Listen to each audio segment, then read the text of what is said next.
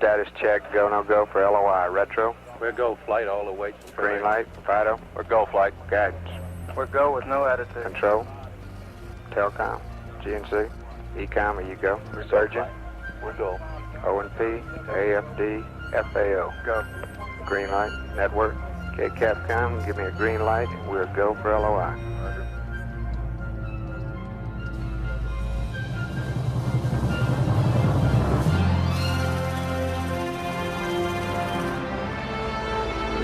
Also going well with our count. We will stand by as we again bring hydrogen back to the third stage. We will see how that operates. We're now at T-minus 2 hours, 9 minutes, 4 seconds and counting.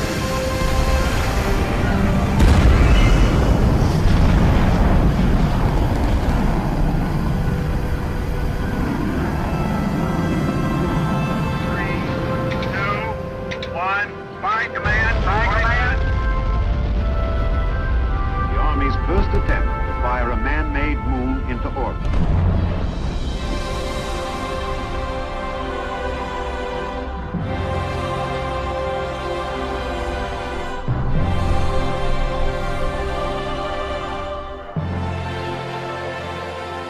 All engine running. Liftoff. We have a liftoff. 32 minutes past the hour. Liftoff on Apollo 11.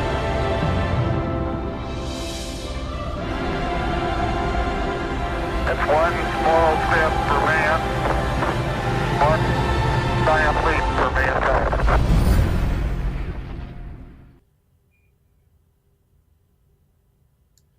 Okay, YouTube, welcome to a brand new series with the Flying Phent. This is Buzz Aldrin's Space Program Manager. Road to the Moon. I don't know, I didn't say Road to the Moon here, actually. It does on Steam and on the box art and everything. But doesn't seem to in the game. I don't know. And yeah, I say it funny, but trust me, you say it that way and you'll agree that that's the way it's obviously supposed to be said. All right, so what is this? This is not going to be a walkthrough. This is just going to be a strategy guide. If you're not familiar with the game, you start off with a base level of prestige. Every 4 years, your prestige is examined, and based on how much prestige you have, not how much you've gained, it's the same no matter how much you have, in previous whatevers, and we'll talk about that as we move through. But based on how much prestige you have, a budget is assigned. When I first started playing this game, there was, well, there was no tooltips, and there are now, which are extremely helpful. But there wasn't a lot of information out there, and there still doesn't seem to be on kind of strategy and tips and tricks.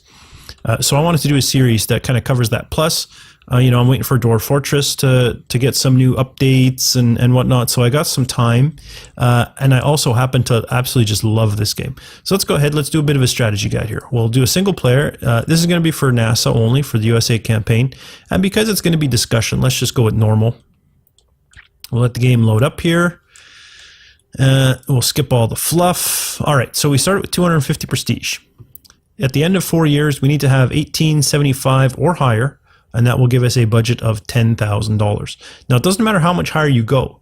The next year's budget is like 9,000 and something, I think. It's been like a week and a half since I played this game, but I think it's like 9,000 or something. It doesn't matter if you go beyond this, that doesn't go up. It's not like you have to get 1875 prestige beyond what you have. You have to reach 1875. Next level, you have to reach 9,000 or whatever it is. And it's always fixed. Every game you play, it's going to be those same prestige goals. They're never going to change no matter how much extra prestige you get. I was always worried, if I go too far past this, then my next goal will be even higher. No, the goals are fixed, so you don't have to worry about it. Okay, so we need 1875. We need to get 1,625 prestige. How are we going to go about that? Well, let's take a look. How will we go about it? If we look at the Explorer 1, it's worth 1,650. That's 25 prestige more than we need. There is a catch. You have to accomplish this before Russia. If Russia does this before you, you won't get 1,650. Alternatively, this is based on the fact that you're accomplishing 3 goals that have not been done yet. So if you accomplish those goals in another way, or if Russia accomplishes those goals in another way, you get less, right? So for example, it's worth 1,650, but if you did the extended mission first and got 1,900, this would now be worth less, because you've already accomplished most of the goals that are in here. Likewise, if you accomplish this and then you decide to do the extended mission, this is only going to be worth 500 prestige because you've already accomplished most of the goals. So just be aware, the numbers that are here assume the status quo. They assume you launch the mission right now, all right? And you're not. So you have to beat Russia. So it's a race all the way along. Not just, it's not just about getting boots on the moon before Russia. You need to be ahead of them all the way along to get the most prestige and therefore the most budget. Likewise, if you can stay ahead of Russia at every stage, you reduce their budgetary increases as well, which makes it that much harder for Russia to advance. So the better you do, at all phases, the better you do all the way along. Something I will mention, because it's not in the manual anywhere, that I could see, if you take a look on this page and you see number of seasons up here is 3, you'll notice there's 1, 2, 3. If we look at just the normal mission, it's only 1 season, there's only a 1. If we were to go back to look at, say, Saturn, and look at the Saturn flyby, you'll see it says 21, there are 21 numbers. Each of these numbers represents a season. Within each season, there may be different phases, but each of those numbers is a season. And the reason I want to point this out is because this little button here will tell you what mission controllers you need for a given mission. And as far as I know, there's no other way to do this other than either memorize them or realize you can go in here to get them. So I think this is an invaluable source of information. For us, we already talked about we're going to do the Explorer 1. Let's just take a look at what is going to matter to us in terms of mission controllers. We're going to need propulsion, we're going to need spacecraft systems, and we're going to need a flight director. Okay, so we know about that. Good. What else do we need? Well, the Explorer 1 is a simple thing. There is only one component. I don't know if it's listed anywhere. Actually, it would be listed in here, wouldn't it? Yeah. There's only one component, and unfortunately, you'd have to go through every single one to verify this for more complex missions. But in this case, it's easy for us. We can see there's only 2 components. One is going to be the rocket. It's blank right now because I haven't assigned a rocket. You have to unlock it and then assign a rocket. So it's blank right now. But this is where the rocket will be. So we need a rocket, we need a probe. And that's all we need for this mission is a rocket and a probe, and then our 3... right, our propulsion, our spacecraft systems, and our flight director is not listed here. So that tells me that our research that we need to focus on is rockets and probes. Now, if you're not familiar with this game or you haven't played it a lot, I'll give you a big tip. It's a lot harder to research rockets than it is to research the probes. Mission components are easy to research, rockets are hard. So you want to focus on rocket research. Beginning of the game, you start off with 5 random researchers. Here's what I recommend.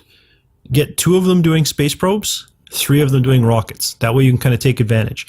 Even if, like, you look at, for example, Santiago Townsend here, you might say, well, but Santiago is not that good at either rockets or space probes. I'm going to use him for humanoid rockets. Don't do it. Just don't do it.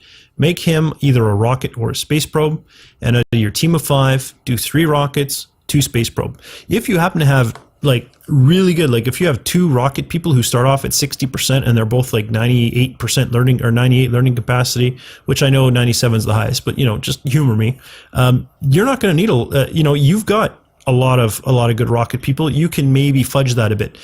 Likewise, if you have really good space probe people, like we look at Dallas Kessler, who's fantastic at rockets. If that was a 60 in space probes and he was in the 90s here, if he was like a 95 instead of an 85 and that was a 60 space probe, I might be tempted to do 4 rockets and 1 space probe, right? So there's a little bit of flexibility built in, but assuming kind of average starting grid, you want to go with 3 rocket researchers and 2 space probe researchers.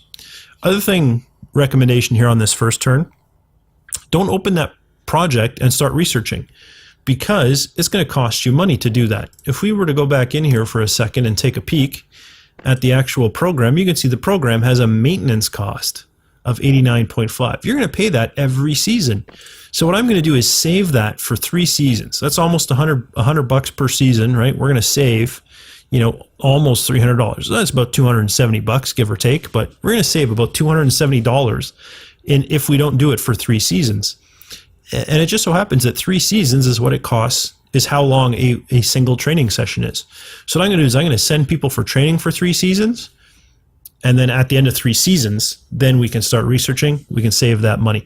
And that's $270 just on the probe. We're going to save money on the rocket too, right? So I know we can't research the rocket yet because we have no vehicle assembly building. But we're not going to, even once we have the vehicle assembly building, and even though the game warns you, hey, you should open a rocket program, I'm not going to until I have researchers ready. So 3 seasons we're not. The way I do this, I usually look at, I'm just comparing space probe and rocket skill. I'm looking for people who are better at space probes than rockets.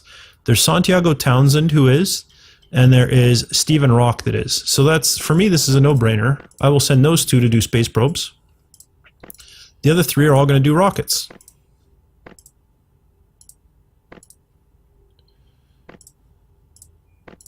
Boom. 3 rocket people, 2 space probe people, as discussed. I already said we're not opening. We're not doing, our researchers taking care of. We basically have nothing to do. We could end the season, except we need to do some building. Well, you have to get the vehicle assembly building. That's a no-brainer. You're going to need that to research rockets. You're also going to need a mission control center to have mission controllers ready. So most people would start off with those. You might be tempted to not build the astronaut center because you think you're not going to need any. Here's the thing, though. For me, and what we're going to try, this is what we're aiming for as well. We're going to try to do Explorer 1, and then Pioneer 4, Lunar Flyby, in the first budget review period. The second budget review period, the first thing I'm probably going to work on is the space plane. The space plane is going to require an astronaut. If we take a look, right? There's no mention of it here, but you'll notice now that the astronaut button works, and you can see you need a pilot. So we are going to need an astronaut, within 4 years. Well, okay, let's say we're going to need it 4 years and 1 season from now. We're going to need an astronaut. So because you need to train them up as well, I'm going to go ahead and build that now. You probably don't, if you didn't, you might be okay. You could maybe wait a year and save because there is an upkeep cost you have to pay. So you could maybe wait a year. I just build it. It doesn't cost that much. I'm okay with that. I also want more researchers. The end of this first year, you want to have 4 rocket researchers, 4 space probe researchers, and at least 2 researchers starting to skill up in crewed spacecraft. 4 of those would be even better, and then maybe 1 or 2 people who are already starting to study their human-rated rocket, to get to train up in that, so they're ready when we're ready to do human-rated rockets. But because we're going to need more than the 7, I recommend upgrading that right away as well. So we are going to do that. All right, so we're building everything. Everyone's assigned. Let's end the season. It warns you don't have any programs open. We've already talked about why we're not opening, so I'm going to skip that. You can see they've opened Korbal Sputnik 2. Now that's interesting. So they're trying to skip Sputnik 1. That's really going to work in our favor if they, continue to work on that route, because 1, this one is more expensive. 2, it's harder to achieve. They've also opened the Vostok rocket. Okay, fine. We have no other events, so it's good to kind of keep track of what they're doing. This is a very interesting development, though. Again, I'm going to skip the fluff. Don't need that. Okay. Nothing new this season, except the Mission Control Center got built. You could hire 5 mission controllers right now, and you might be tempted to do so. I recommend you don't. I recommend you upgrade it. If you look, it only costs $900. It'll be ready in 1 season. So I recommend you upgrade it. And here's why. I'm going to flip over and show you this magnificent beast over here. This is a spreadsheet that I made to keep track of everything. When your Mission Control Center is fully upgraded, it will house 35 flight controllers. You'll notice there are 6 teams of 5 plus 5 flight director spots here. That's 35.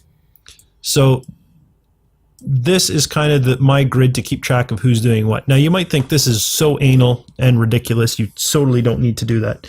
I highly recommend you do, because trust me, once you have even just 18 people, it's going to get hard to keep track of who's doing what, especially when it comes to, you're trying to train them up. You could, I suppose, just train them in their weakest skills, but you're not really being efficient at that point.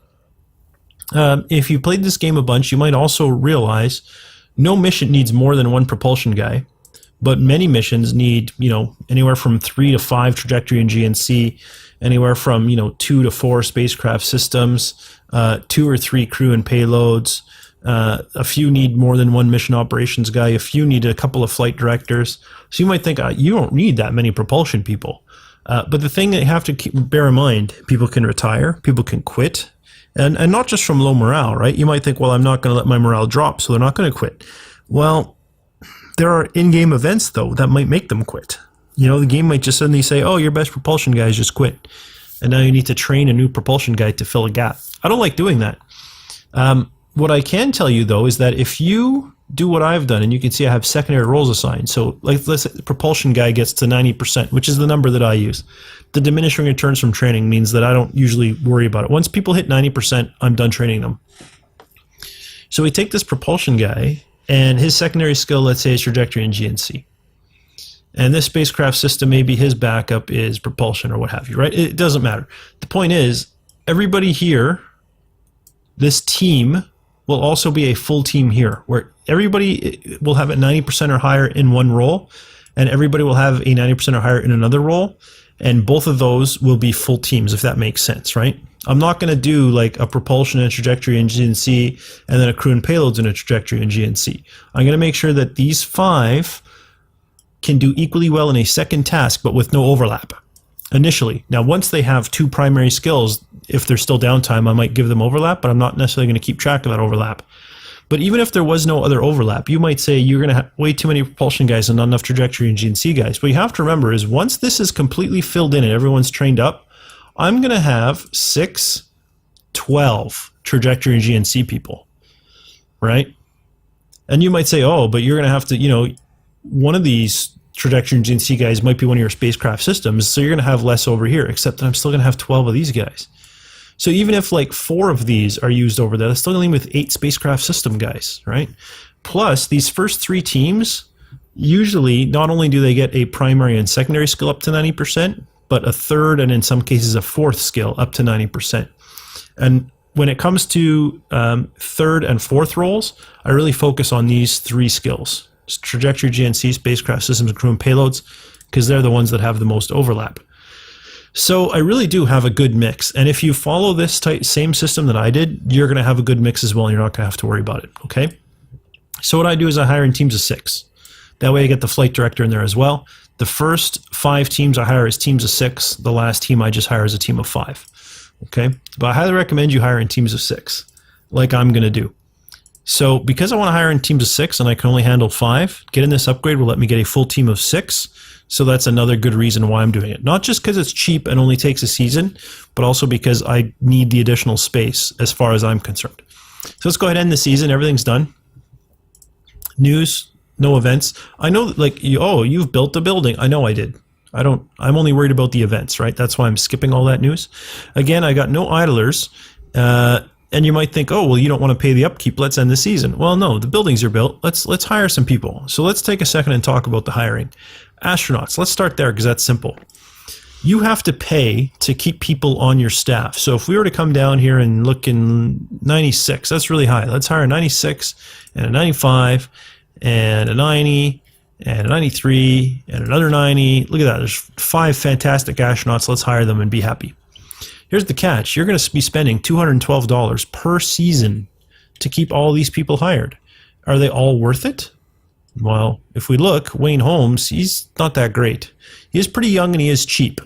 So, he might be worth keeping anyway. Colby McDonald, he's not fantastic. He's expensive. At least he's young, though. So if we look down here, though, you can see Clifford Underwood. He's cheaper. I mean, 30 is fairly cheap. $32 is fairly cheap. 34, he's a little old, but he's still smart. But look at his skills, 61 and 53. So I'm tempted to just take Clifford, I do like younger guys, though. And these are the 2 smartest. We've got time. Andrew Seale's young, but he's expensive. He has very good skills, though. In case you're not aware, only leadership and fitness matter for these in the game as it currently exists. That may change, but for right now, those are only 2 skills that matter. Yeah, see, Clifford and Andrew are both fantastic, but they're both pretty old. I like the 2 young guys. If I'm being completely honest, they have the highest intelligence. Their skills aren't fantastic, but I have a lot of time to train them. And that's the thing. It cost me $100 to train them. So it's a one-time cost of $100 per season, $100 every 3 seasons. That's like $30 a season, touch over $30 a season per person. So if I can save, if I drop $70 off of this, I'm better off taking 2 and I'll still spend less money, even though, they'll be in training for longer, which costs money. The other thing to remember is while they're in training, the morale doesn't go down. You pick better people, you either have to keep training them or have them sit around doing nothing, let their morale drop and risk losing them. So I'm not going to take Clifford. He's too old. I'm not going to take Andrew Seal. He's too expensive. James Robinson's not bad. I don't like Colby McDonald's price tag. Clifford was cheaper, but I don't like his age. You know, let's take Clifford, and if he retires, he retires.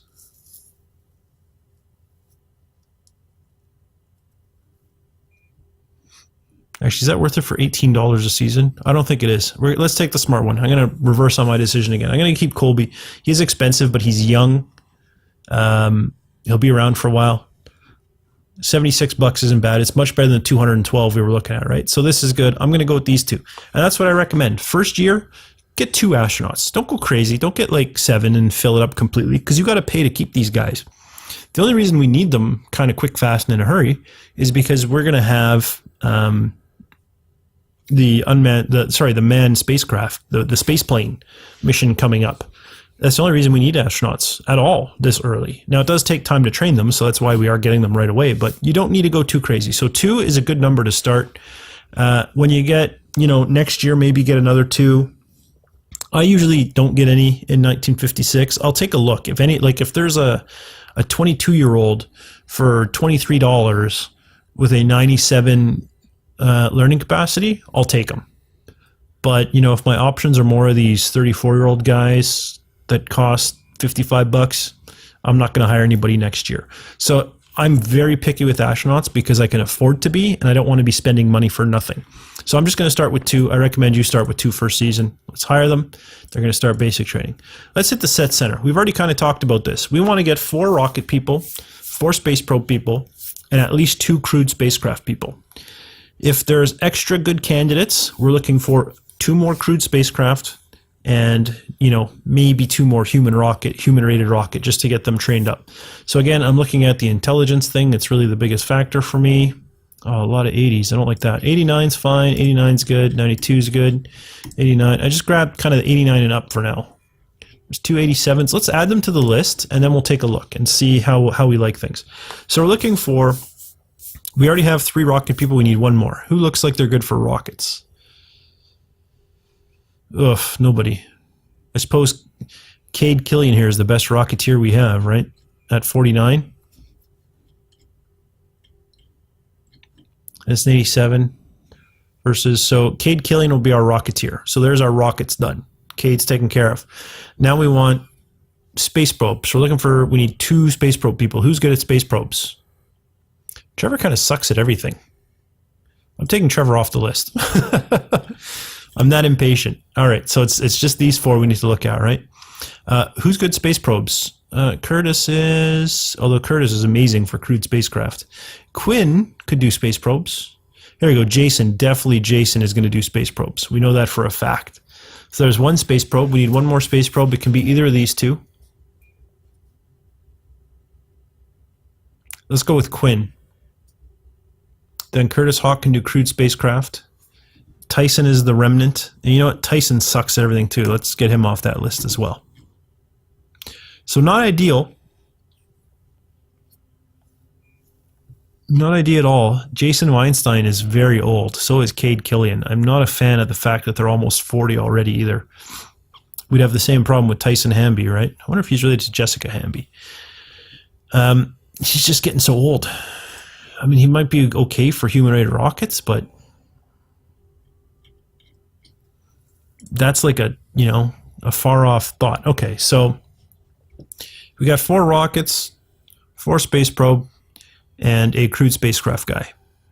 I would really like to get another crewed spacecraft person, but there really aren't any standouts for that. And again, I don't just want to hire for the sake of hiring. I want to get qualified people.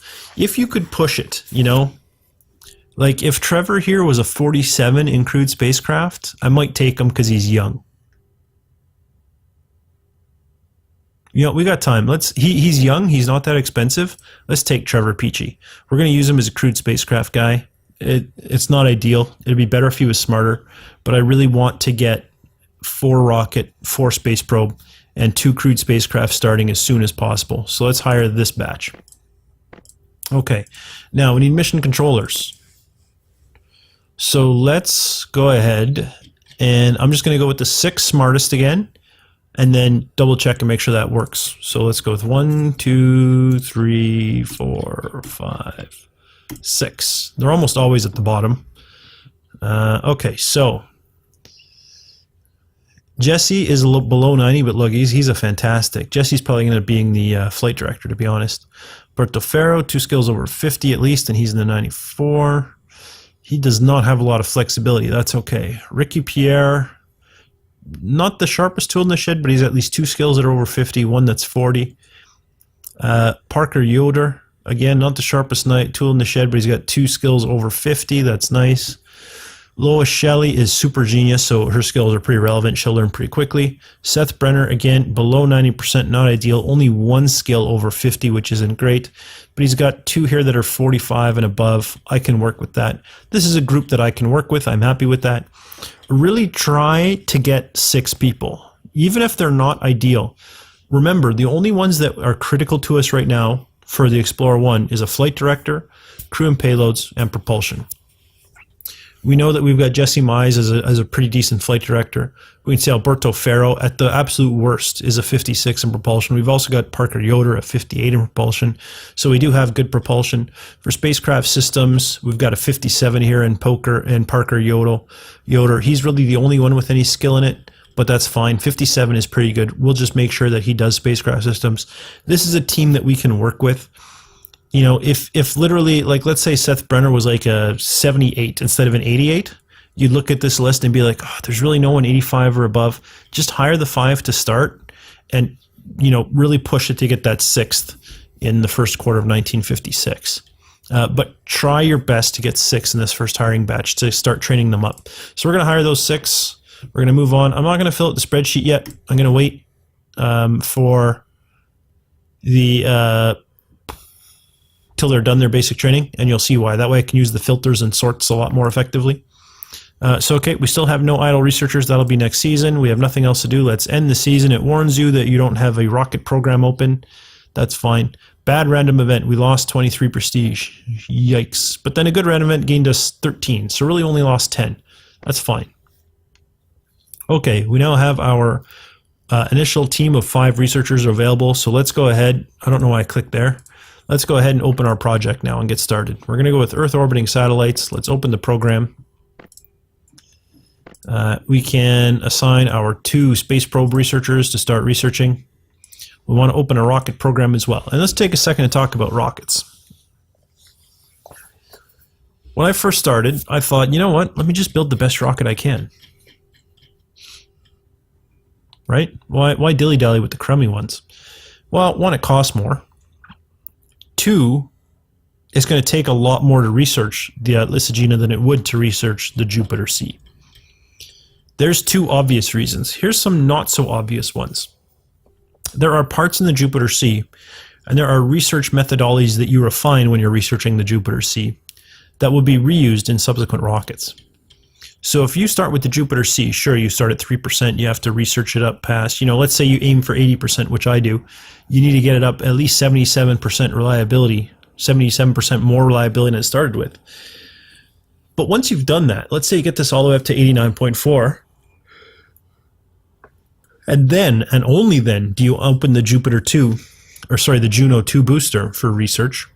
Even though this is going to still say 3%, the second you open this, that's going to jump to like 52 because of that carryover.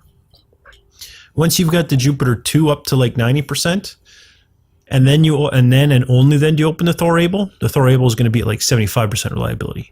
You can then open the Redstone booster as well, because there's no Thor Able things that convert to the Redstone. It only comes from the Juno 2 there. The Redstone would jump to 75%. Then after the Redstone's done, you open the Atlas booster, it will jump to 75%.